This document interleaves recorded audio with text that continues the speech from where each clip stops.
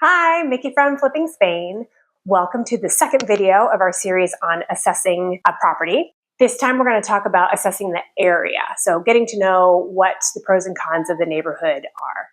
And we've done a bit of this in our online research, but now we get to add the fun part of actually walking around the streets and seeing things in real life, which will reveal some things we wouldn't have noticed just from Google Maps. All right, let's get started. First thing we have to do is actually locate the property so we can check out the area around it. So this is my little pro tip. I saw this apartment and I wanted to walk by the building because that's always the first step we should do. It does give the street name, but it doesn't give the address. And that's quite common on listings online in Spain. They don't want to give away the exact address. So you just have to do a little detective work. And the pictures are what can help you with that. I saw what the street was and I was near that street. So I walked over there and I came in from this side here. Well, this square here is a massive construction site. You can see the barriers go all the way down the block. Super noisy when you're standing there looking at it. Tons of cranes and machines. You don't know how long something like this will take. So when you're considering renovating a building, on the one hand, people aren't going to complain about your noise because they're going to have other noise to complain about. But you don't really want that to be going on for years and years while you're trying to sell this unit here. So I walked along the street. I didn't take any video, so I'm going to do this via Google Street Maps.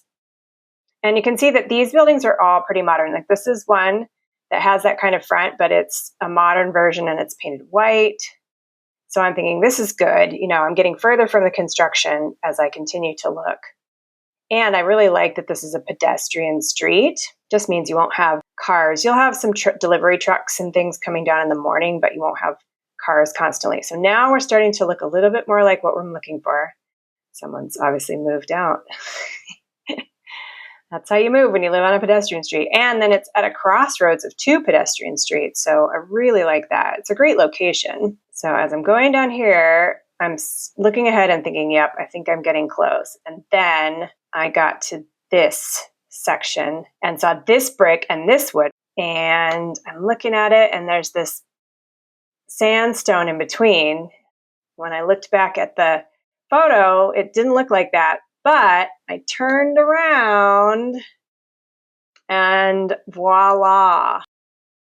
So I can immediately see there's not a whole lot around, but there is a cafe right here. So then I'm able to use my Google Maps and look up and see that it closes at 11 p.m., which for Spain is pretty reasonable. So you're not going to have people out in the street until 1 a.m. So that's a good sign. And then the other businesses around are sort of daytime office type things. So it seems like a pretty good location in terms of noise. Because remember, these two buildings are so close together, everything's going to echo off it.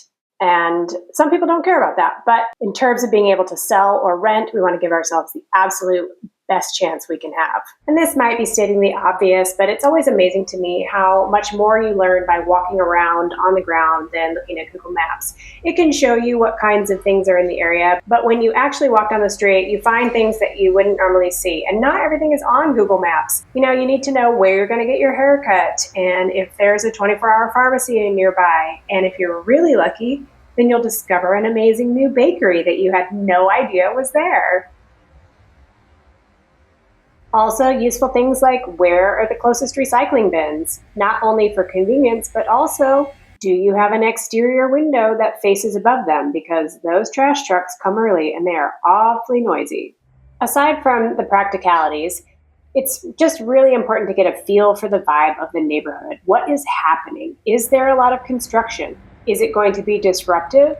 Will the new buildings make your building feel outdated? Are there schools in the area? It's really important to visit at different times of the day. What's it like in the morning? What's it like in the afternoon? What's it like in the evening or late at night when things really get happening here in Spain? These are all benefits of walking around and getting to know the area so you can assess what neighborhoods you want to focus on and whether you want to buy in an area or not. All right, well, I hope that that was helpful in just learning a little bit more about assessing the area, things to look out for when you're considering buying a property. And I look forward to seeing you in the next video where we start talking about the building itself.